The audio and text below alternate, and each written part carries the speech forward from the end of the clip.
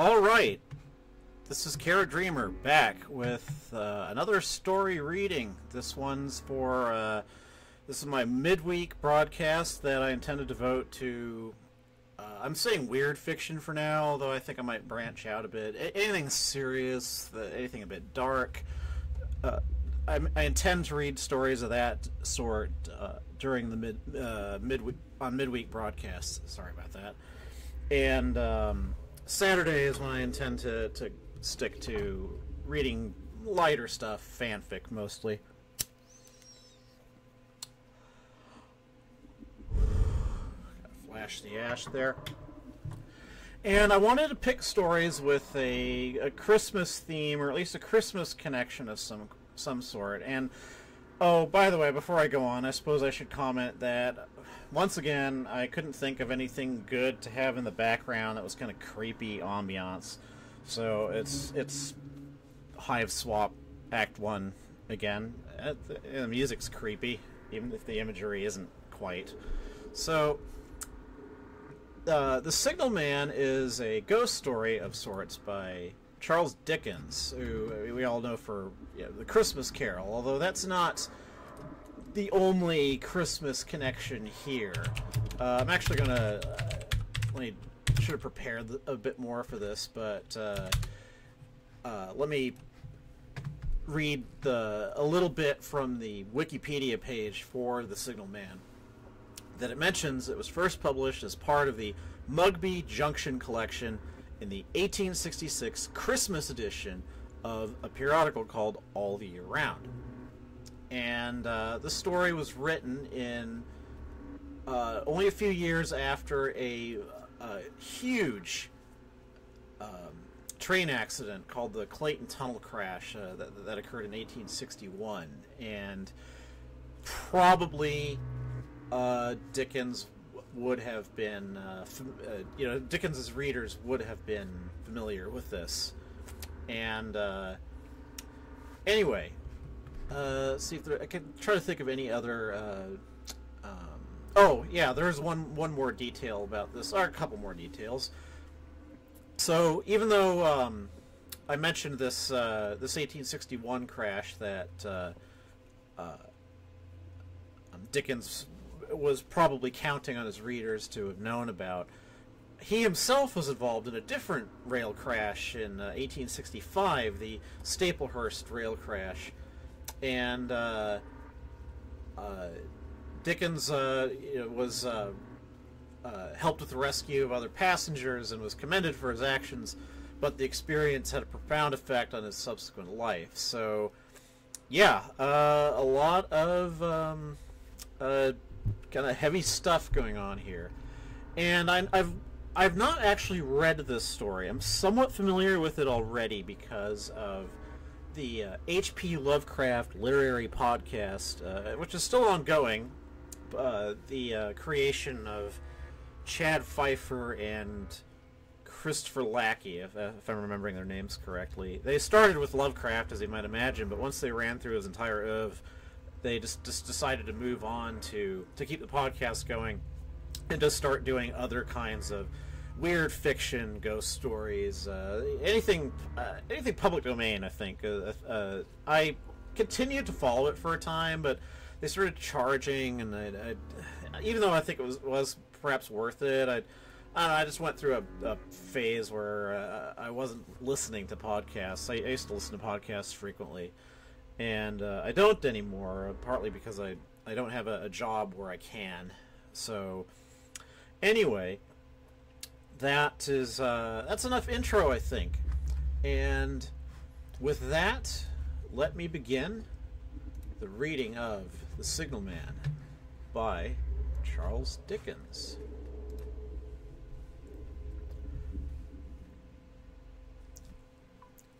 Hello!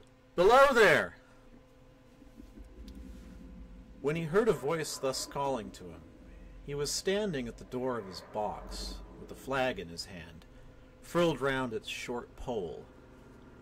One would have thought, considering the nature of the ground, that he could not have doubted from what quarter the voice came, but instead of looking up to where I stood on the top of the steep cutting nearly over his head, He turned himself about and looked down the line. There was something remarkable in his manner of doing so, though I could not have said for my life what.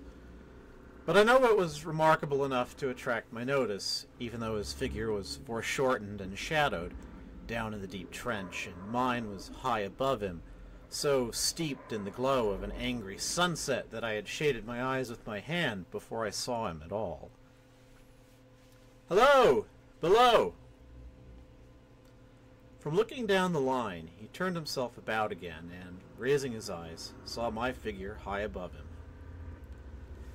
"Is there any path by which I can come down and speak to you?" He looked up at me without replying, and I looked down at him without pressing him too soon with a repetition of my idle question. Just then there came a vague vibration in the earth and air, quickly changing into a violent pulsation and an oncoming rush that caused me to start back as though it had force to draw me down. When such vapor as rose to my height from this rapid train had passed me and was skimming away over the landscape, I looked down again and saw him refurling the flag he had shown while the train went by. I repeated my inquiry. After a pause, during which he seemed to regard me with fixed attention, he motioned with his rolled-up flag toward a point on my level, some 200 or 300 yards distant. I called down to him, "All right!" and made for that point. There, by dint of looking closely about me, I found a rough zigzag descending path notched out, which I followed. The cutting was extremely deep and unusually precipitate. It was made through a clammy stone that became oozier and wetter as I went down. For these reasons, I found the way long enough to give me time to recall a singular air of reluctance or compulsion with which he had pointed out the path. When I came down low enough on the zigzag descent to see him again, I saw that he was standing between the rails on the way by which the train had lately passed, in an attitude as if he were waiting for me to appear. He had his left hand at his chin, and that left elbow rested on his right hand, crossed over his breast. His attitude was one of such expectation and watchfulness that I stopped a moment, wondering at it. I resumed my downward way, and stepping out upon the level of the railroad, and drawing nearer to him, saw that he was a dark, sallow man, with a dark beard and rather heavy eyebrows. His post was in as solitary and dismal a place as I ever saw. On either side, a dripping wet wall of jagged stone excluding all view but a strip of sky, the perspective one way only a crooked prolongation of this great dungeon, the shorter perspective in the other direction terminating in a gloomy red light, and the gloomier entrance to a black tunnel in whose massive architecture there was a barbarous, depressing, and forbidding air. So little sunlight ever found its way to this spot that it had an earthy, deadly smell, and so much cold wind rushed through it that it struck chill to me, as if I had left the natural world. Before he stirred, I was near enough to him to have touched him. Not even then removing his eyes from mine, he stepped back one step and lifted his hand. This was a lonesome post to occupy, I said, and it had riveted my attention when I looked down from up yonder. A visitor was a rarity, I should suppose, not an unwelcome rarity, I hoped.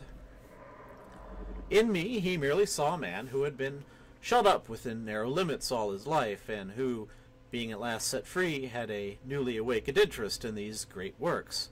To such purpose I spoke to him, but I am far from sure of the terms I used, for, besides that I am not happy in opening any conversation, there was something in the man that daunted me. He directed a most curious look toward the red light near the tunnel's mouth, and looked all about it as if something were missing from it, and then looked at me. That light was part of his charge, was it not? He answered in a low voice. Don't you know it is? The monstrous thought came into my mind as I perused the fixed eyes and the saturnine face that this was a spirit, not a man. I have speculated since whether there may have been infection in his mind. In my turn, I stepped back, but in making the action, I detected in his eyes some latent fear of me. This put the monstrous thought to flight. You look at me, I said, forcing a smile, as if you had a dread of me? I was doubtful, he returned, whether I had seen you before. Where? He pointed to the red light he had looked at. There? I said. Intently watchful of me, he replied, but without sound, Yes. My good fellow, what should I do there? However, be that as it may, I never was there, you may swear. I think I may, he rejoined. Yes, I'm sure I may. His manner cleared like my own. He replied to my remarks with readiness and in well-chosen words. Had he much to do there? Yes, that was to say, he had enough responsibility to bear, but exactness and watchfulness were what was required of him, and of actual work, manual labor, he had next to none. Oh, pardon me, I need to respond to something really quickly here.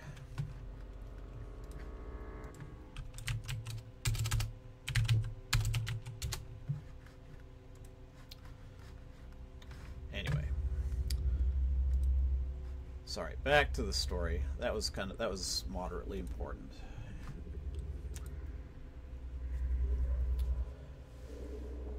But exactness and watchfulness were what was required of him, and of actual work, manual labor, he had next to none. To change that signal, to trim those lights, and to turn this iron handle now and again was all he had to do under that head. Regarding those many long and lonely hours of which I seemed to make so much, he could only say that the routine of his life had shaped itself into that form, and he had grown used to it. He had taught himself the language down here, if only to know it by sight, and to have formed his own crude ideas of its pronunciation. Could be called learning it. He had also worked at fractions and decimals and tried a little algebra, but he was, and had been as a boy, a poor hand at figures. Was it necessary for him, when on duty, always to remain in that channel of damp air, and could he never rise into the sunshine from which between those high stone walls? Why, that depended on times and circumstances. Under some conditions, there would be less upon the line than under others, and the same held good as to certain hours of the day and night. In bright weather, he did choose occasions for getting a little above these lower shadows, but being at all times liable to be called by his electric bell, and at such times listening for it with redoubled anxiety, the relief was less than I would suppose. I know the feeling. He took me into his box, where there was a fire, a desk for an official book in which he had to make certain entries, a telegraphic instrument with its dial, face, and needles, and the little bell of which he had spoken. On my trusting that he would excuse the remark that he had been well educated, and, I hoped I might say without offense, perhaps educated above that station, he observed that instances of slight incongruity in such wise would rarely be found wanting among large bodies of men, that he heard it was so in workhouses, in the police force, even in that last desperate resource, the army, and that he knew it was so, more or less, in any great railway staff. Great. I'm sorry.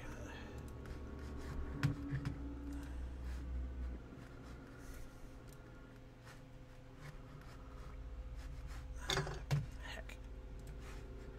Oh, bear with me. Alright. Looks like... Sorry. Let me get back to it again.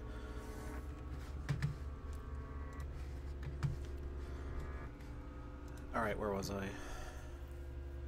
So... Okay. On my trusting that he would excuse the remark that he had been well educated, and I hoped I might say without offense,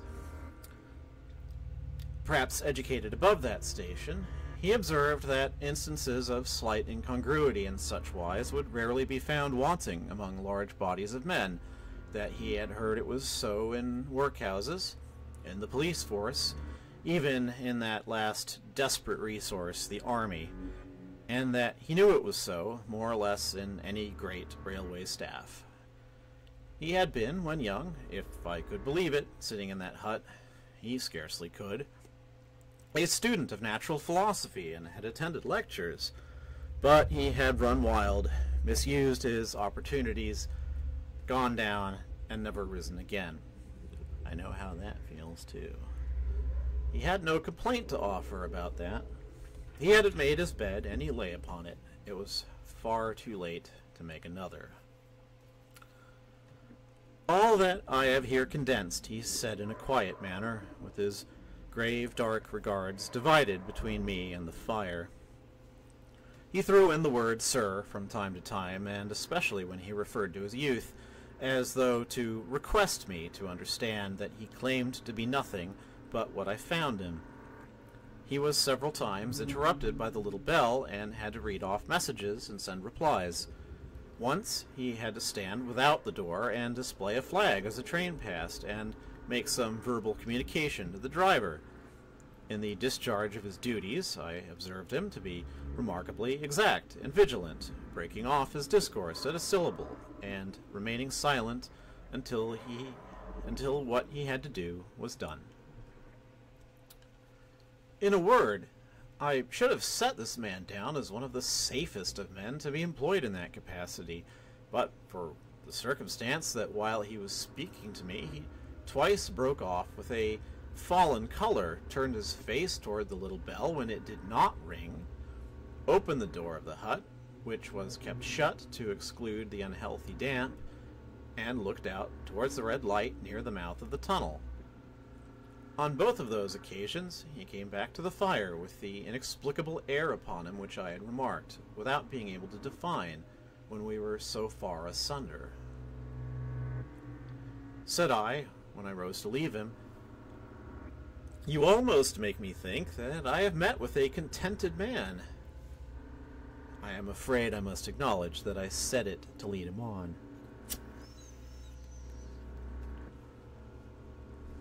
"I believe I used to be so," he rejoined in the low voice which he had first spoken. "But I am troubled, sir. I am troubled." He would have recalled the words if he could. He had said them, however, and I took them up quickly. "With what? What is your trouble?" "It is very difficult to impart, sir. It is very, very difficult to speak of. If you ever make me another visit, I will try to tell you." "But I expressly intend to make you another visit. Say, when shall it be?" "I go off early in the morning, and I shall be on again at 10 tomorrow night, sir." "I will come at 11. He thanked me and went out at the door with me. "I'll show my white light, sir," he said in his peculiar low voice, "till you have found the way up. When you have found it, don't call out, and when you are at the top, don't call out." His manner seemed to make the place strike colder to me, but I said no more than, "Very well." And when you come down tomorrow night, don't call out. Let me ask you a parting question. What made you cry, 'Hello, below there,' tonight?" "Heaven knows," said I. "I cried something to that effect." "Not to that effect, sir. Those were the very words. I know them well. I admit those were the very words. I said them, no doubt, because I saw you below. For no other reason? What other reason could I possibly have? You had no feeling that they were conveyed to you in any supernatural way.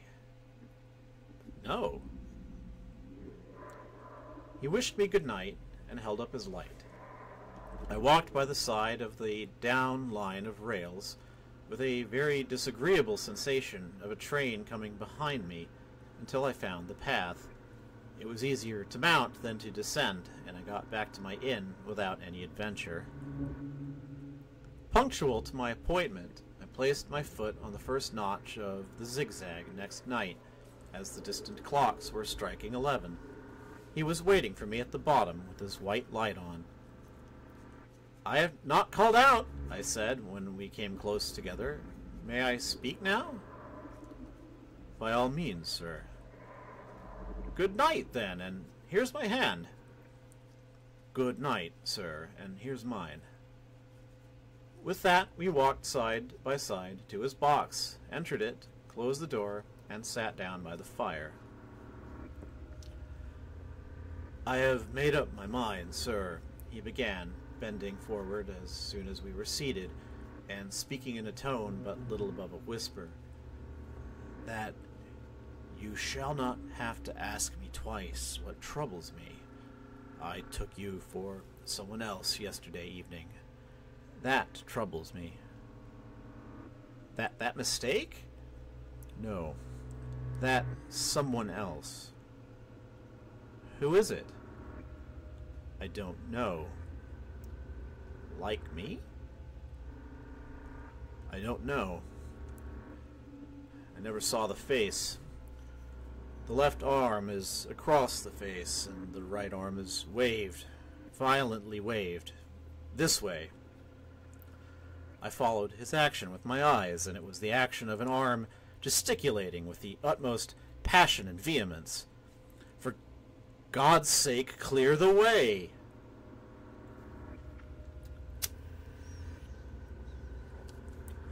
"One moonlit night," said the man,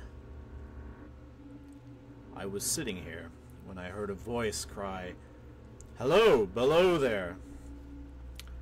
I started up, looked from that door, and saw this someone else standing by the red light near the tunnel, waving, as I just now showed you. The voice seemed hoarse with shouting, and it cried, 'Look out! Look out!' and then attain, 'Hello, below there! Look out!' I caught up my lamp, turned it on red, and ran towards the figure, calling, 'What's wrong? What has happened? Where?' It stood just outside the blackness of the tunnel. I advanced so close upon it that I wondered at its keeping the sleeve across its eyes. I ran right up at it and had my hand stretched out to pull the sleeve away when it was gone. 'Into the tunnel?' said I. 'No. I ran on into the tunnel, 500 yards. I stopped and held my lamp above my head, and saw the figures of the measured distance, and saw the wet stains stealing down the walls and trickling through the arch. I ran out again faster than I had run in, for I had a mortal abhorrence of the place upon me. And I looked all round the red light with my own red light, and I went up the iron ladder to the gallery atop of it, and I came down again, and ran back here. I telegraphed both ways. An alarm has been given. Is anything wrong? The answer came back both ways. All well.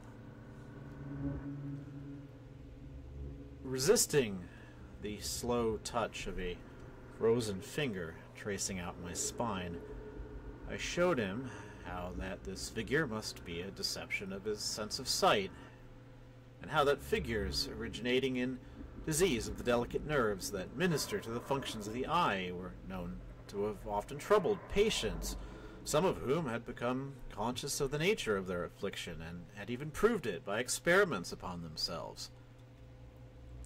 As to an imaginary cry, said I, do but listen for a moment to the wind in this unnatural valley while we speak so low, and to the wild harp it makes at the telegraph wires.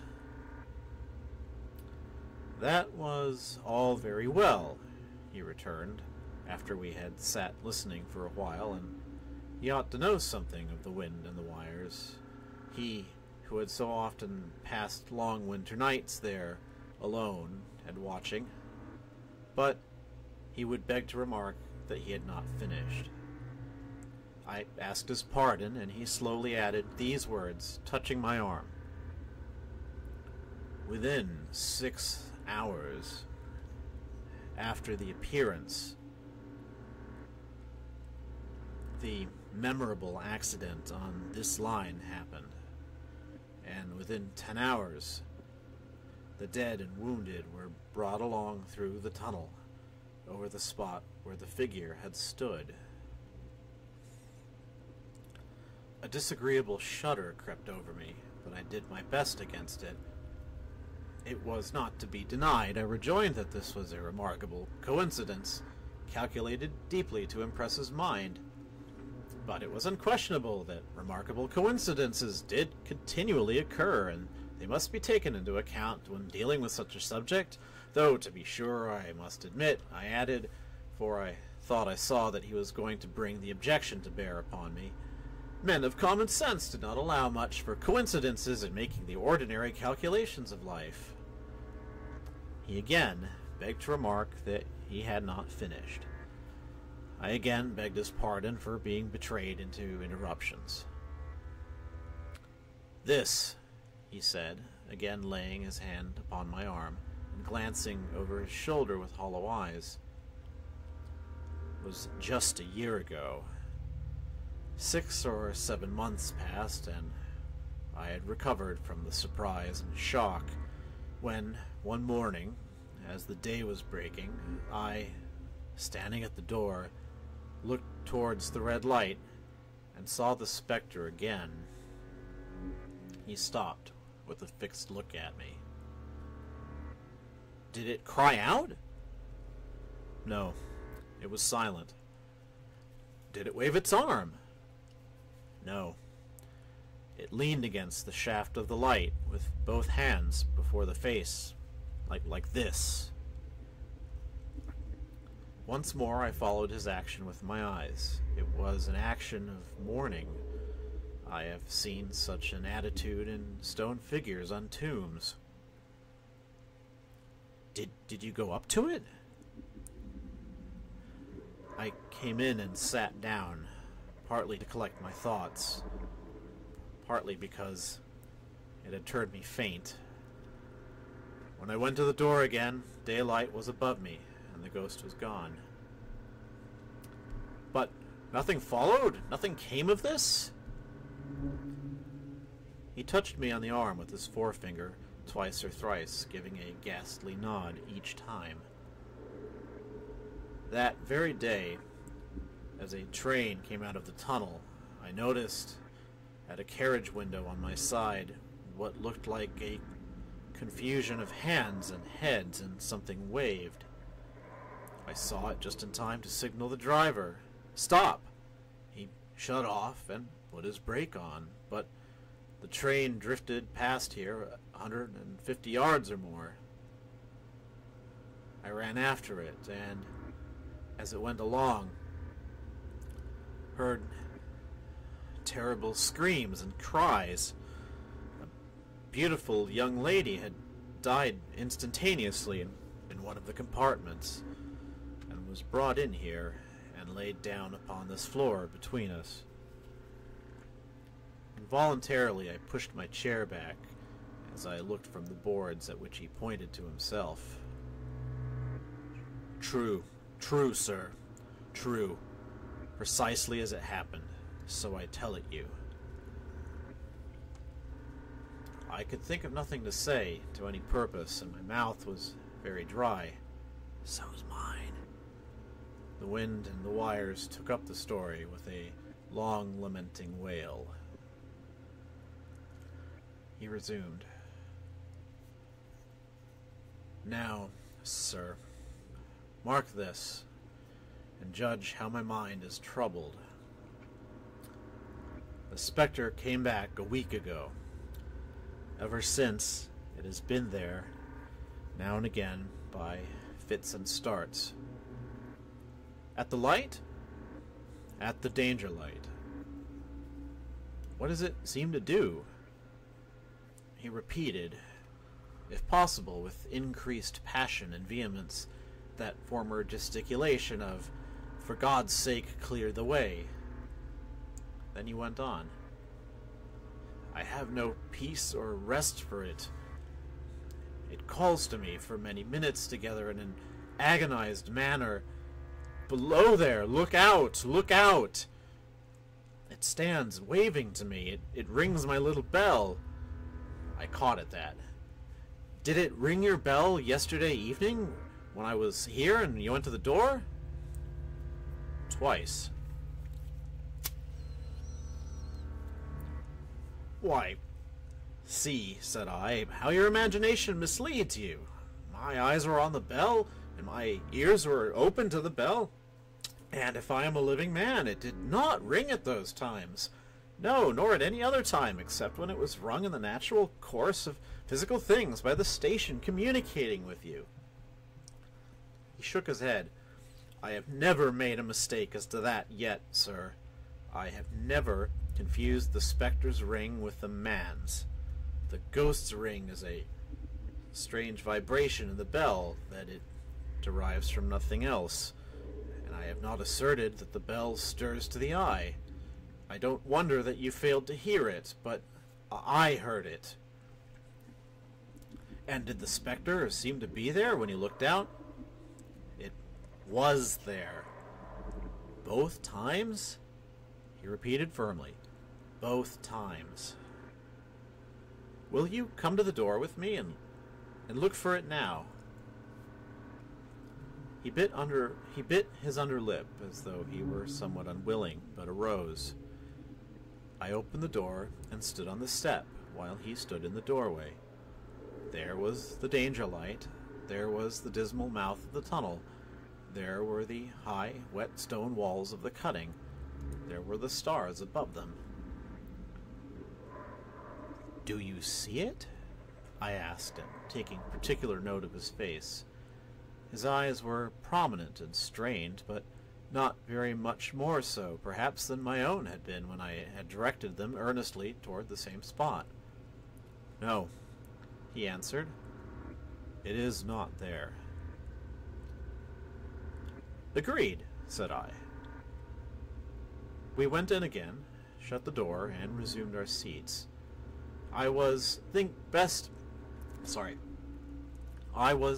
how best to improve this advantage, if it might be called one, when he took up the conversation in such a matter-of-course way, so assuming that there could be no serious question of fact between us, that I felt myself placed in the weakest of positions. "By this time you will fully understand, sir," he said, "that what troubles me so dreadfully is the question, what does the spectre mean?" I was not sure.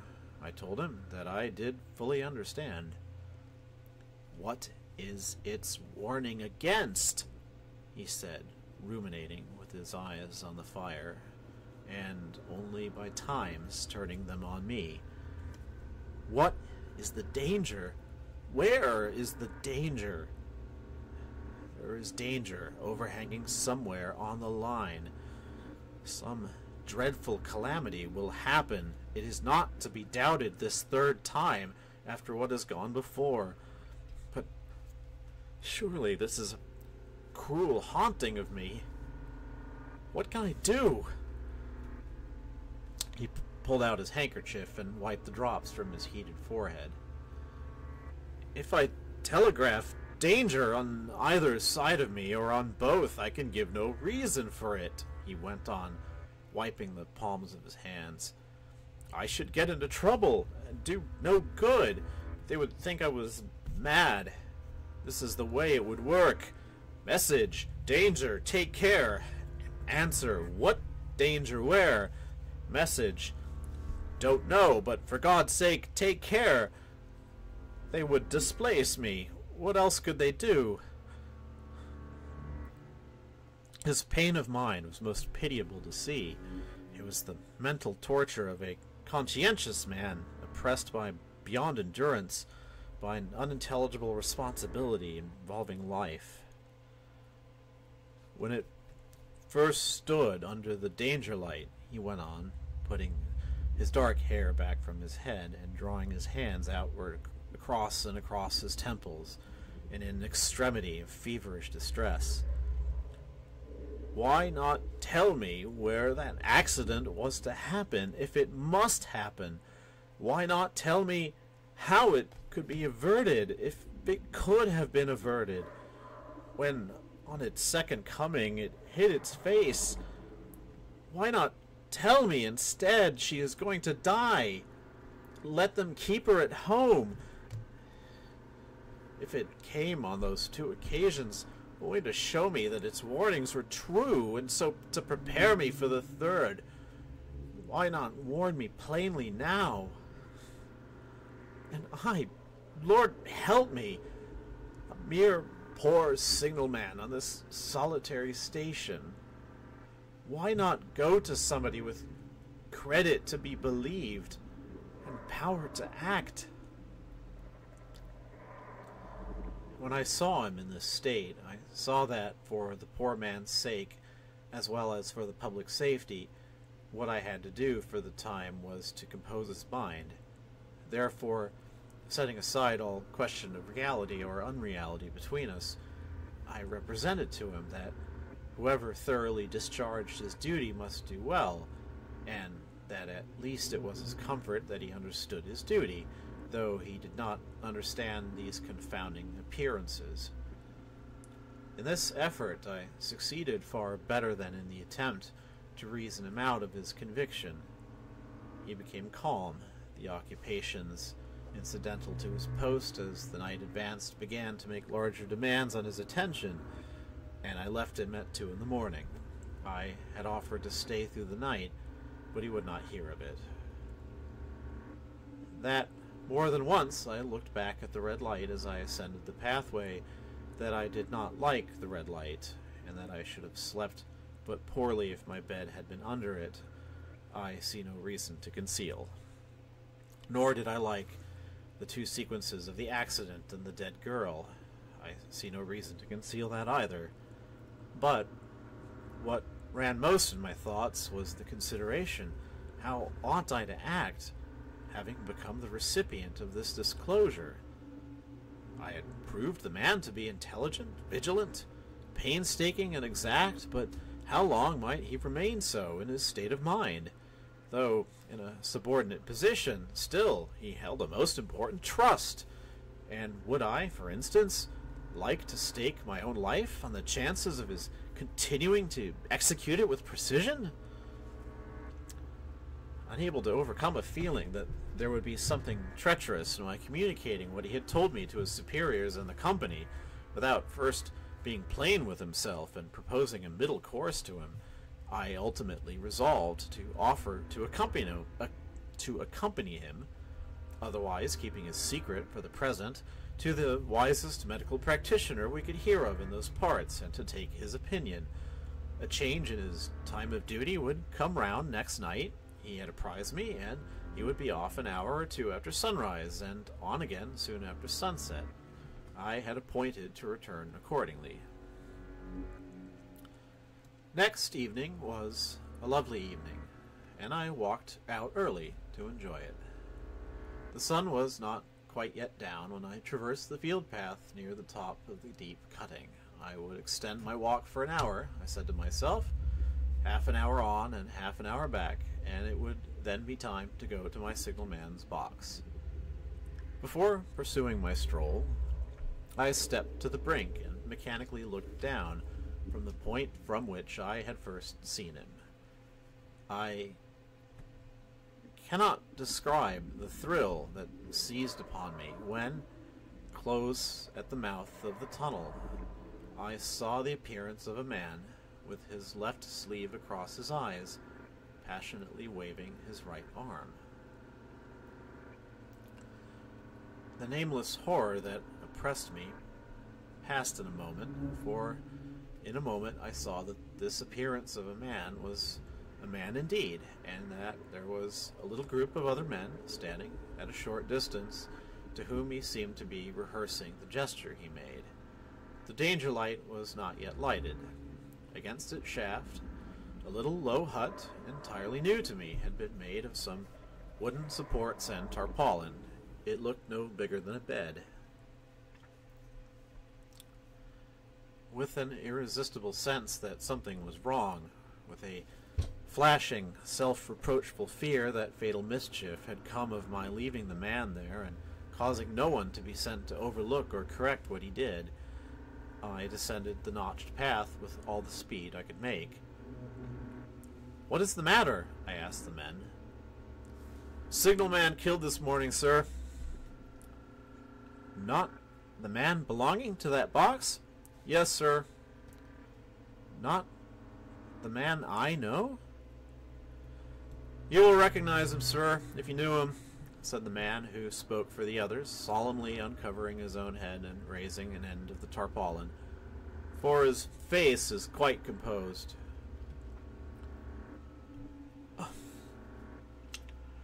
"How did this happen? How did this happen?" I asked, turning from one to another as the hut closed in again. "He was cut down by an engine, sir. No man in England knew his work better, but somehow he was not clear of the outer rail. It was just at broad day. He had struck the light and had a lamp in his hand. As the engine came out of the tunnel, his back was towards her, and she cut him down. That man drove her and was showing how it happened. Show the gentleman, Tom." The man, who wore a rough, dark dress, stepped back to his former place at the mouth of the tunnel. "Coming round the curve in the tunnel, sir," he said, "I saw him at the end, like as if I saw him down a perspective glass. There was no time to check speed, and I knew him to be very careful, as he didn't seem to take heed of the whistle. I shut it off when we were running down upon him, and I called to him as loud as I could call." What did you say?" "I said, 'Below there! Look out! Look out! For God's sake, clear the way!'" I started. "Oh, it was a dreadful time, sir. I never left off calling to him. I put this arm before my eyes not to see, and I waved this arm to the last, but it was no use."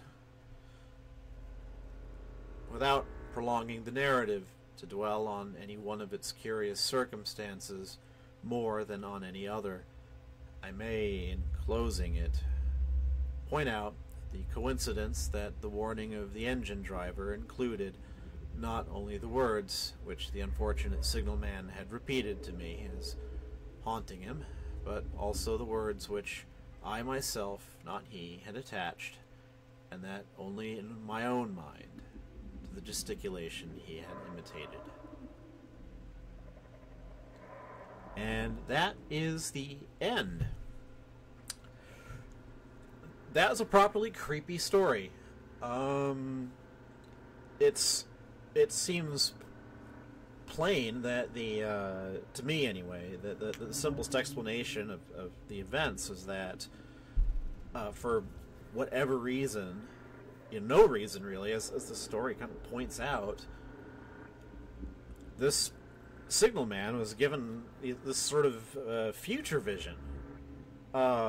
He was seeing figures involved in later accidents, only he was seeing them first.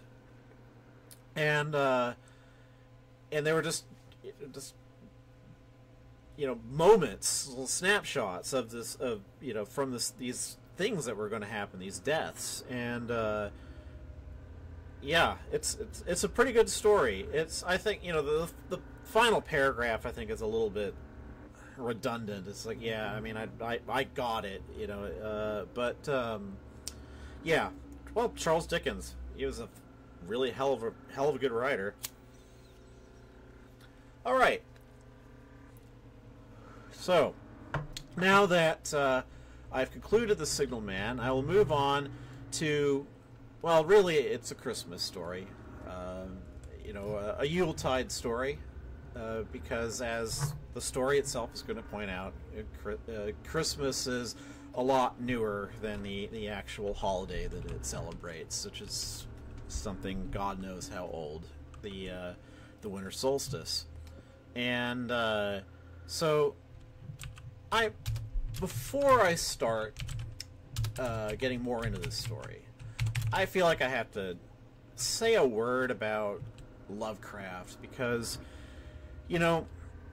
as I've gotten older and wiser, I hope, and especially as I've been kind of increasingly radicalized over the last year, especially, and especially since coming out trans, I've been shedding a lot of the stuff that I used to like, that I thought was okay, at least, that I could sort of put up with its more questionable aspects. I've just started losing patience for a lot of it. Like, I don't care, Mystery of Science Theater is kind of losing its charms, especially the later seasons, and like, I used to watch Top Gear all the time. Now I can't fucking stand it, because the three presenters are such flaming assholes. But I've still made room in my cultural library for a couple people who were kind of shitty in a lot of ways, but whose writing I simply hadn't really been able to just forget about. And the two names that come to mind most in this category are C.S. Lewis, Kalen A, and H.P. Lovecraft, who was a lot worse than Lewis. Lovecraft was a horrible fucking racist, especially when he was younger, and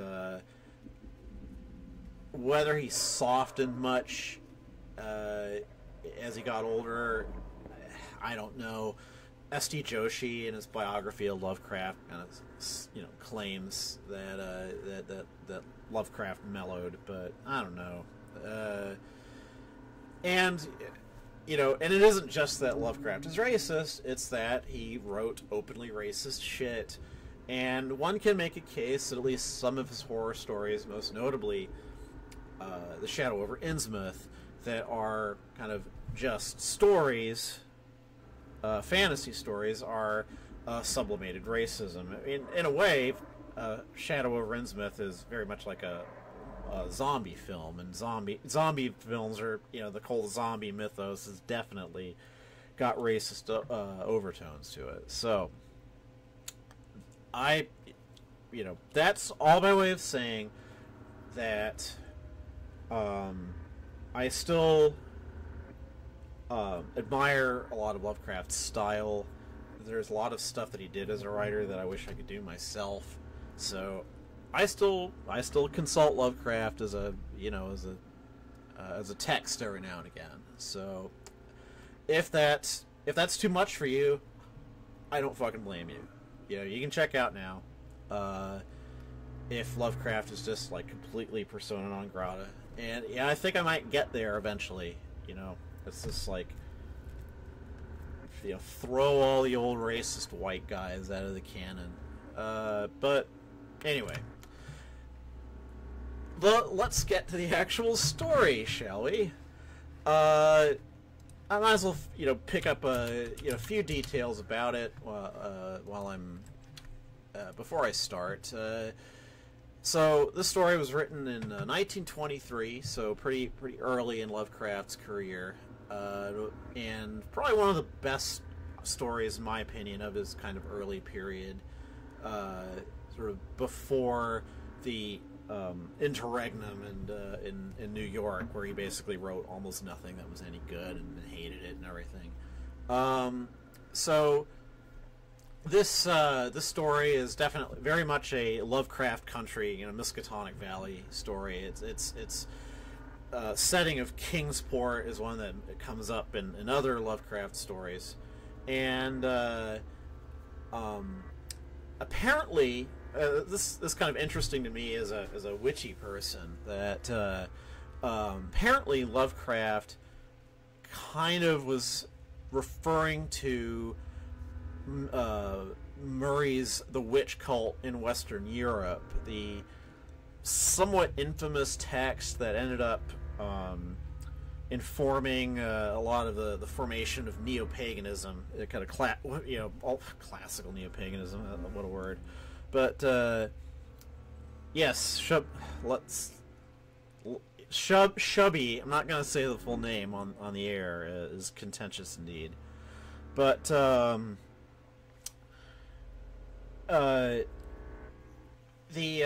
witch cult in Western Europe pretended to be able to detect in records of witch trials spanning some hundreds of years.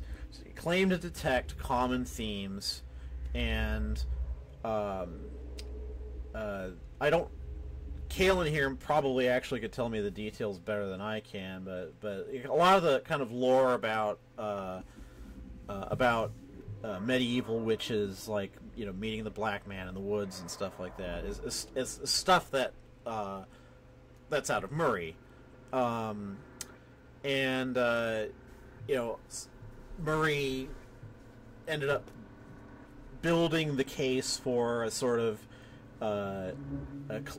claim that that there was a continuous tradition, sort of dating back to classical the days of classical paganism, a continuous tradition of witchcraft. And I don't know for sure, but I'm pretty sure that this work has been more or less debunked. It's the same impression I picked up, that it's just, she's piecing together a lot of stuff that doesn't actually fit together. But what's not good history or anthropology can make for some damn good horror fiction. So let's finally get to H.P. Lovecraft's The Festival. Oh, there is an epigraph. Efficiunt daimones ut quae non sunt sic tamen quasi sint, conspicienda hominibus exhibeant. And unfortunately, it's been too long since I've read Latin. I can't just read that off the top of my head, but it's something like demons or devils, cause to come about, like efficiunt, that which isn't, so quae non sunt, but nevertheless is like, God. See here, exhibeant conspicienda hominibus. Conspicienda. That's a gerundive. Exhibeant. That's. I'm gonna take that literally and just say, like, and exhibeant looks subjunctive. So I'm guessing. So demons can make it as though things to be seen by man, which aren't there but are like as if they're. I don't know. That's weak. Anyway, sorry about that.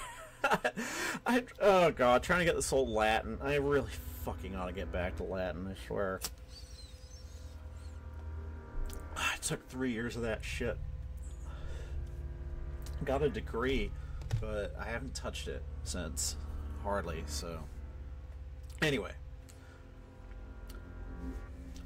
I was far from home, and the spell of the eastern sea was upon me. In the twilight I heard it pounding on the rocks, and I knew it lay just over the hill where the twisting willows writhed against the clearing sky and the first stars of evening.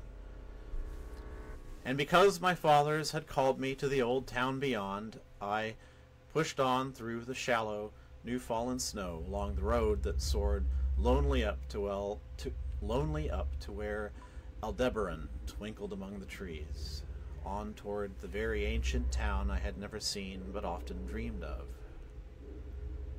It was the Yuletide that men call Christmas, though they know in their hearts it is older than Bethlehem and Babylon, older than Memphis and mankind.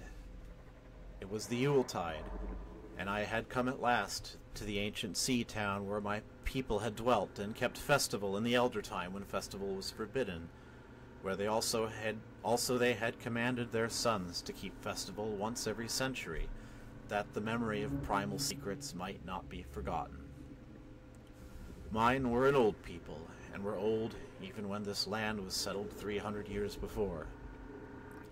And they were strange because they had come as dark, furtive folk from opiate southern gardens of orchids, and spoken another tongue before they learnt the tongue of the blue-eyed fishers. And now they were scattered, and shared only the rituals of mysteries that none living could understand. I was the only one who came back that night to the old fishing town as legend bade, for only the poor and the lonely remember. Then, beyond the hill's crest, I saw Kingsport outspread frostily in the gloaming, snowy Kingsport with its ancient vanes and steeples, ridge-poles and chimney-pots, wharves and small bridges, willow trees and graveyards, endless labyrinths of steep, narrow, crooked streets, and dizzy church-crowned central peak that time durst not touch, ceaseless mazes of colonial houses piled and scattered at all angles and levels like a child's disordered blocks, antiquity hovering on gray wings over white, winter-whitened gables and gambrel roofs, fanlights and small-paned windows, one by one, gleaming out in the cold dusk to join Orion and the archaic stars. And against the rotting wharves the sea pounded, the secretive, immemorial sea out of which the people had come in the elder time. Beside the road, at its crest, a still higher summit rose, bleak and windswept, and I saw that it was a burying ground where black gravestones stuck ghoulishly through the snow like the decayed fingernails of a gigantic corpse. The printless road was very lonely, and sometimes I thought I heard a distant, horrible creaking as of a gibbet in the wind. They had hanged 4 kinsmen of mine for witchcraft in 1692, but I did not know just where. As the road wound down the seaward slope, I listened for the merry sounds of a village at evening, but did not hear them. Then I thought of the season, and felt that these old Puritan folk might well have Christmas customs strange to me, and full of silent hearthside prayer. So, after that, I did not listen for merriment or look for wayfarers, but kept on down past the hushed, lighted farmhouses and shadowy stone walls, to where the signs of ancient shops and sea taverns creaked in the salt breeze, and the grotesque knockers of pillared doorways glistened among deserted, unpaved lanes in the light of little curtained windows. I had seen maps of the town and knew where to find the home of my people. It was told that I should be known and welcomed, for village legend lives long. So I hastened through Back Street to Circle Court, and across the fresh snow on the one full flagstone pavement in the town to where Green Lane leads off behind the market house. The old maps still held good, and I had no trouble, though at Arkham they must have lied when they said that the trolleys ran to this place, since I saw not a wire overhead. Snow would have hid the rails in any case. I was glad I had chosen to walk, for the white village had seemed very beautiful from the hill, and now I was eager to knock at the door of my people. The seventh house on the left in Green Lane, with an ancient peaked roof and jutting second story, all built before 1650. There were lights inside the house when I came upon it, and I saw from the diamond window panes that it must have been kept very close to its antique state. The upper part overhung the narrow, grass-grown street, and nearly met the overhanging part of the house opposite, so that I was almost in a tunnel, with the low stone doorstep wholly free from snow. There was no sidewalk, but many houses had high doors reached by double flights of steps with iron railings. It was an odd scene, and because I was strange to New England, I had never known its like before. Though it pleased me, I would have relished it better if there had been footprints in the snow and people in the streets and a few windows without drawn curtains. When I sounded the archaic iron knocker, I was half afraid. Some fear had been gathering in me, perhaps because of the strangeness of my heritage, and the bleakness of the evening, and the queerness of the silence in that aged town of curious customs. And when my knock was answered, I was fully afraid, because I had not heard any footsteps before the door creaked open. But I was not afraid long, for the gowned, slippered old man in the doorway had a bland face that reassured me, and though he made signs that he was dumb, he wrote a quaint and ancient welcome with the stylus and wax tablet he carried. He beckoned me into a low, candle-lit room with massive exposed rafters and dark, stiff, sparse furniture of the 17th century. The past was vivid there, for not an attribute was missing. There was a cavernous fireplace and a spinning wheel at which a bent old woman in loose wrapper and deep poke bonnet sat back toward me, silently spinning despite the festive season. An indefinite dampness seemed upon the place, and I marveled that no fire should be blazing. The high-backed settle faced the row of curtained windows at the left, and seemed to be occupied, though I was not sure. I did not like everything about what I saw, and felt again the fear I had had. This fear grew stronger from what had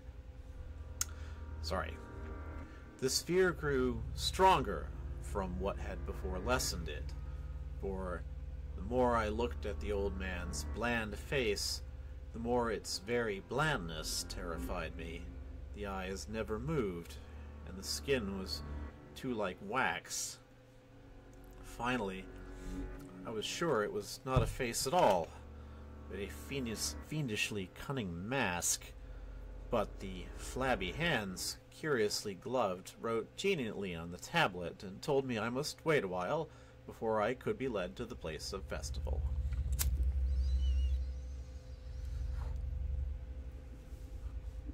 Pointing to a chair, table, and pile of books, the old man now left the room, and when I sat down to read, I saw that the books were hoary and moldy, and that they included old Maurister's wild marvels of science, the terrible Catechismus Triumphatus of Joseph Glanville, published in 1681, the shocking Daimonolatreia of Remigius, printed in 1595 at Lyon, and, worst of all, the unmentionable Necronomicon of the mad Arab Abdul al-Hazred, in Olaus Wormius's forbidden Latin translation.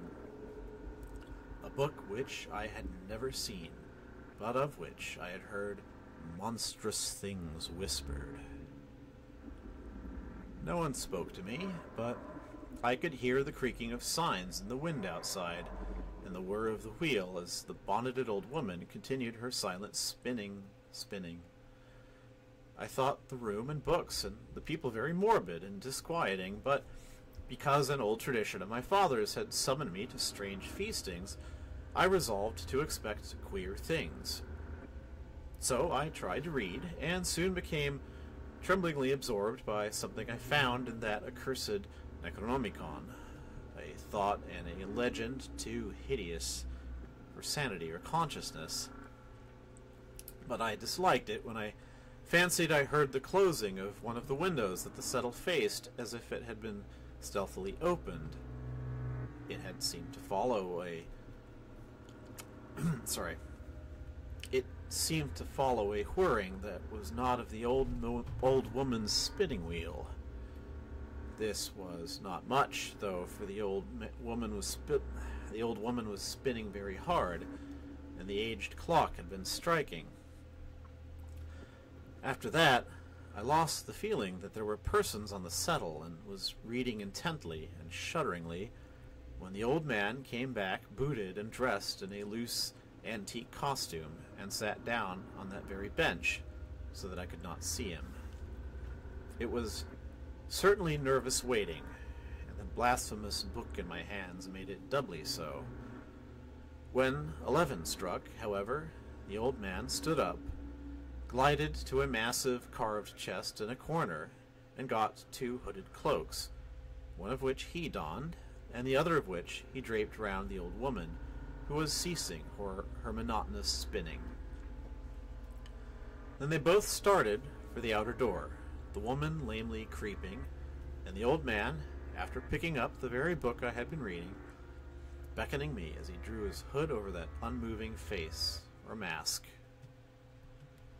We went out into the moonless and tortuous network of that incredibly ancient town, went out as the lights in the curtained windows disappeared one by one, and the dog star leered at the throng of cowled, cloaked figures that poured silently from every doorway and formed monstrous processions up this street and that, past the creaking signs and antediluvian gables, the thatched roofs and diamond-paned windows, threading precipitous lanes where decaying houses overlapped and crumbled together, gliding across open courts and churchyards where the bobbing lanterns made eldritch drunken constellations. Amid these hushed throngs, I followed my voiceless guides, jostled by elbows that seemed preternaturally soft, and pressed by chests and stomachs that seemed abnormally pulpy, but seeing never a face, and hearing never a word. Up, up, up the eerie columns slithered, and I saw that all the travelers were converging as they flowed near a sort of focus of crazy alleys at the top of a high hill in the center of town, where perched a great white church. I had seen it from the road's crest when I looked at Kingsport in the new dusk, and it had made me shiver, because Aldebaran had seemed to balance itself a moment on the ghostly spire. There was an open space around the church, partly a churchyard with spectral shafts, and partly a half-paved square swept nearly bare of snow by the wind, and lined with unwholesomely archaic houses having peaked roofs and overhanging gables. Death fires danced over the tombs, revealing gruesome vistas, though queerly failing to cast any shadows. Past the churchyard, where there were no houses, I could see over the hill's summit and watch the glimmer of stars on the harbor, though the town was invisible in the dark. Only once in a while a lantern bobbed horribly through serpentine alleys on its way to overtake the throng that was now slipping speechlessly into the church. I waited till the crowd had oozed back into the black doorway, and till all the stragglers had followed. The old man was pulling at my sleeve, but I was determined to be the last. Then I finally went, the sinister man and the old spinning woman before me. Crossing the threshold into that swarming temple of unknown darkness, I turned once to look at the outside world as the churchyard phosphorescence cast a sickly glow on the hilltop pavement. And as I did so, I shuddered, for though the wind had not left much snow, a few patches did remain on the path near the door, and in that fleeting backward look it seemed to my troubled eyes that they bore no mark of passing feet, not even mine. The church was scarce lighted by all the lanterns that had entered it, for most of the throng had already vanished. They had streamed up the aisle between the white pews to the trapdoor of the vaults, which yawned loathsomely, open just before the pulpit, and were now squirming noiselessly in.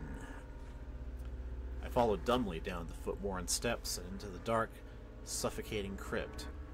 The tale of that sinuous line of night marchers seemed very horrible, and as I saw them wriggling into a venerable tomb, they seemed more horribly still.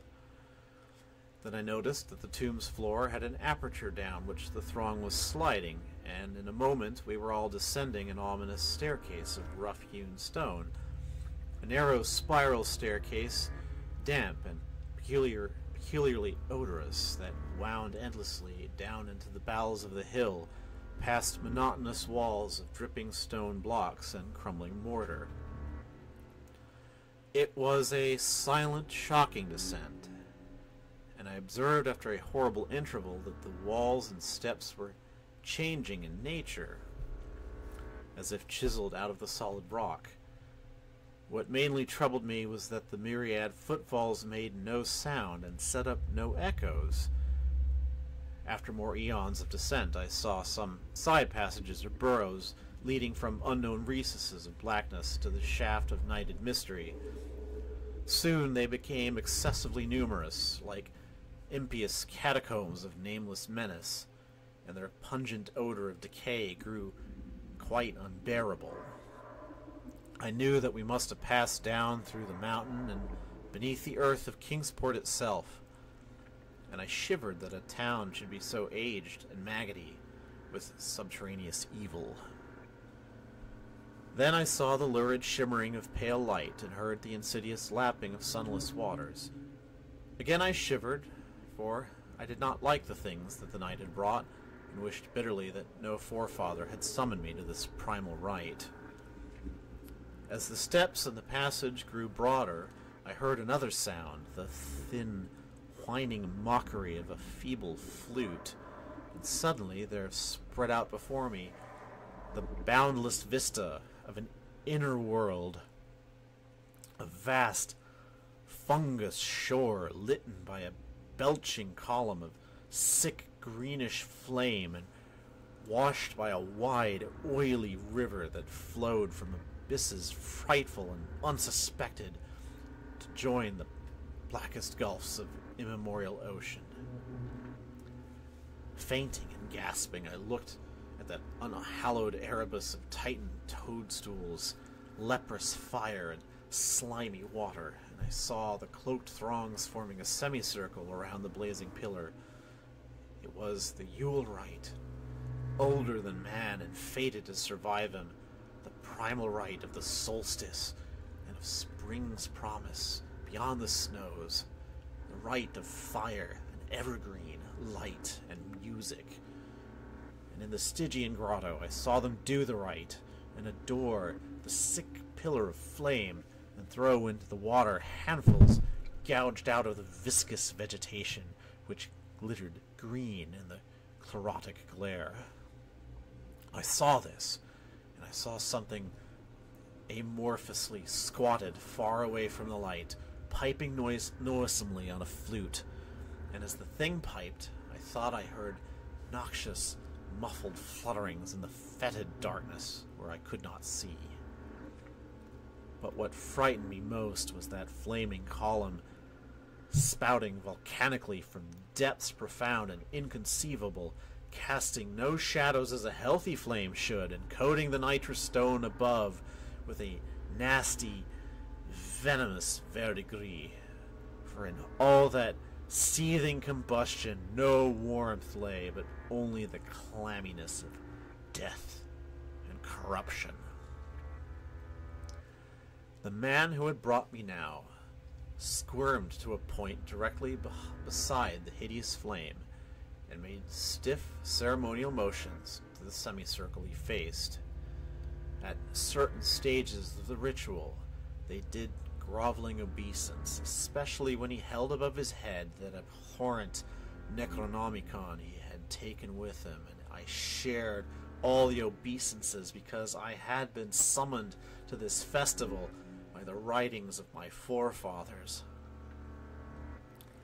Then the old man made a signal to the half-seen flute player in the darkness, which player thereupon changed its feeble drone to a scarce louder drone in another key, precipitating as it did a horror unthinkable and unexpected.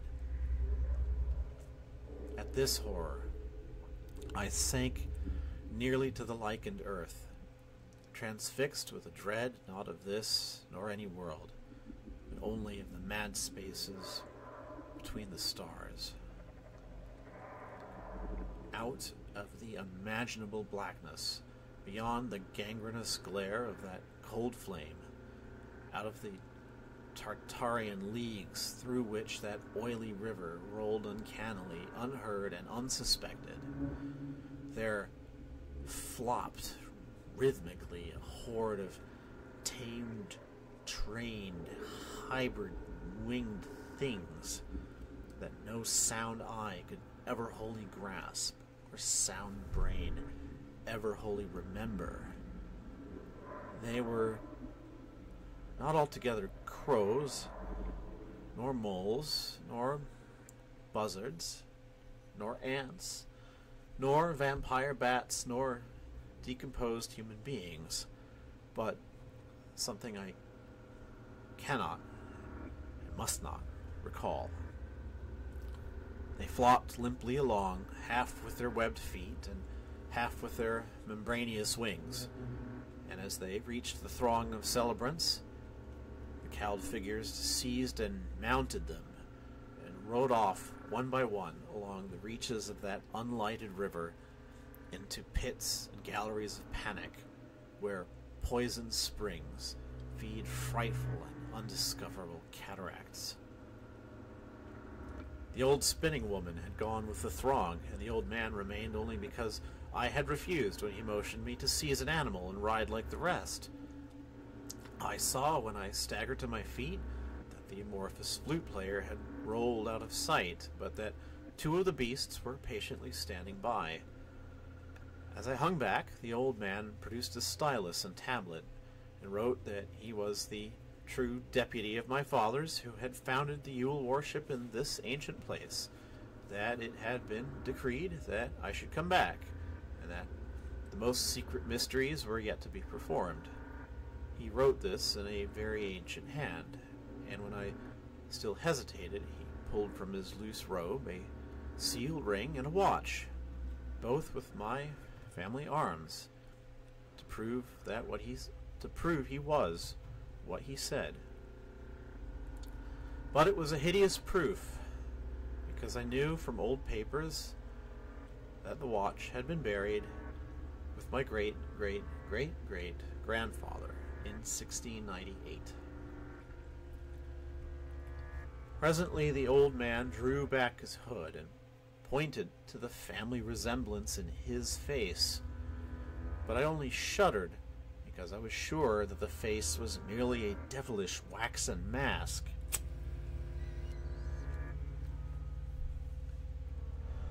The flopping animals were now scratching restlessly at the lichens, and I saw that the old man was nearly as restless himself. When one of the things began to waddle and edge away, he turned quickly to stop it, so that the suddenness of his motion dislodged the waxen mask from what should have been his head.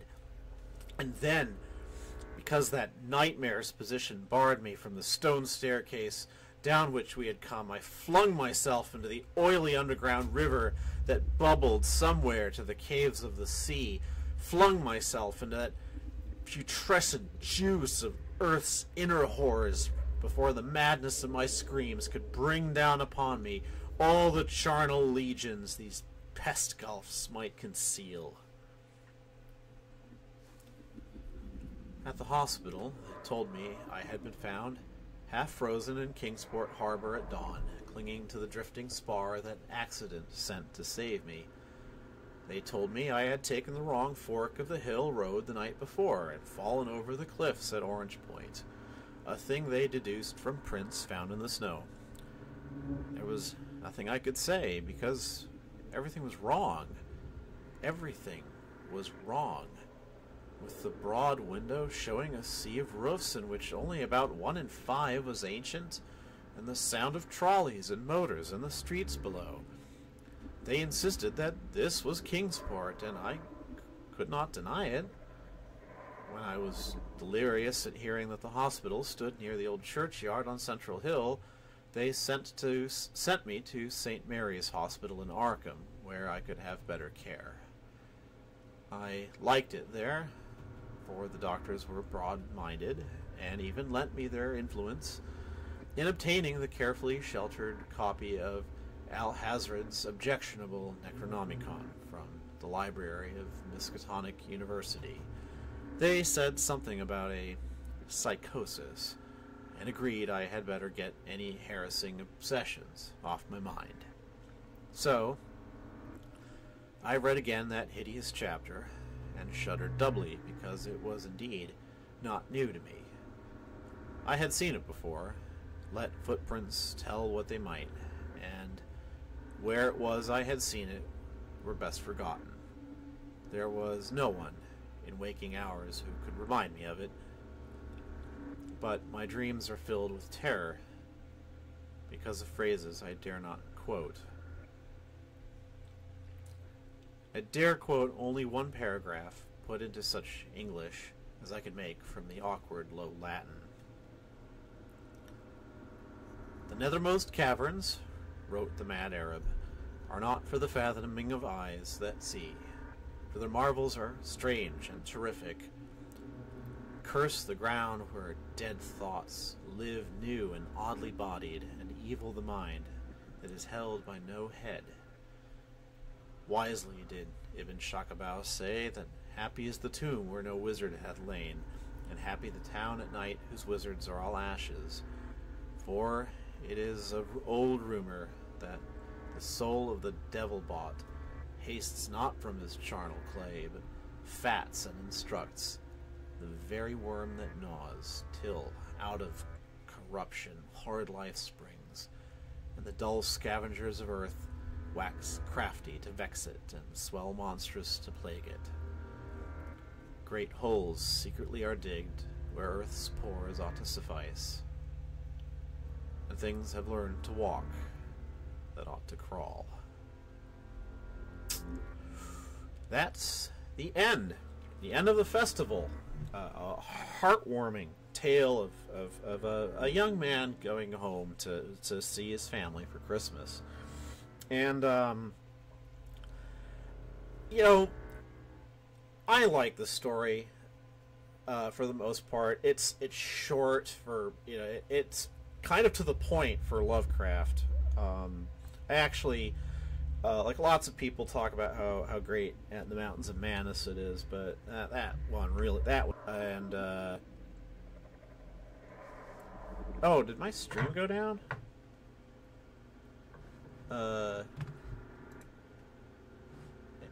Oh yeah, that sucks. I don't know when that happened. Anyway, hopefully didn't actually interrupt the story, but there's a lot in the story that's kind of calls are forward or backwards in the Lovecraft canon. Aside from Kingsport coming up again, I can't quite remember which story that was though. The device of the mask that looks really too much like a human face. Lovecraft uses that again in The Whisper and Darkness, and for a kind of a similar reason. The implication sort of being that the being who now has this mask is trying to replace the person who it supposedly, whose face it was. What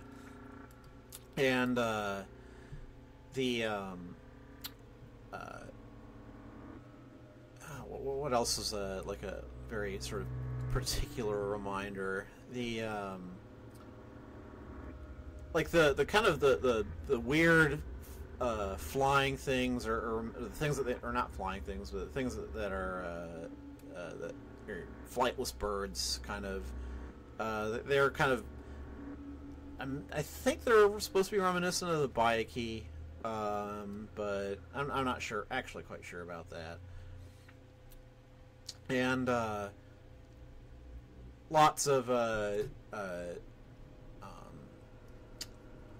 sort of like typical Lovecraft, like he really piles on the sort of juicy, slimy verbs and adjectives, like really sort of hinting at the secret with words like squirmed.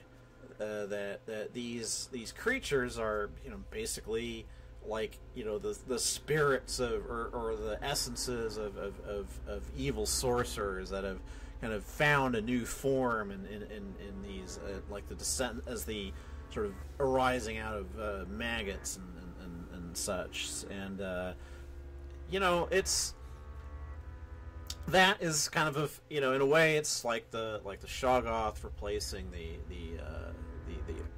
old things, the old ones rather, in At the Mountains of Madness.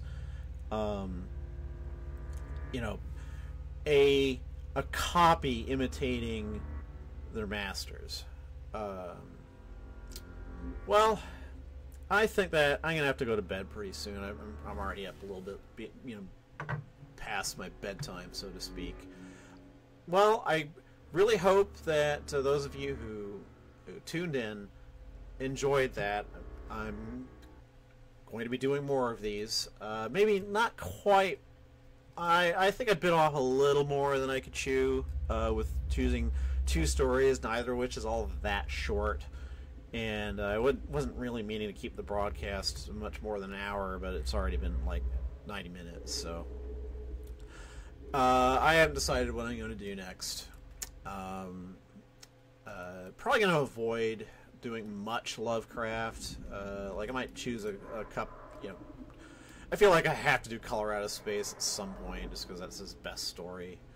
But I kind of want to go for, like, I'm picking stuff that I already know, and I'd really love recommendations. If it's public domain, or at least can be found online, and so much the better, because that way I can get to it easily. And as I said last week, I'm willing to consider longer stuff, even that I might just break up into sections of about an hour each.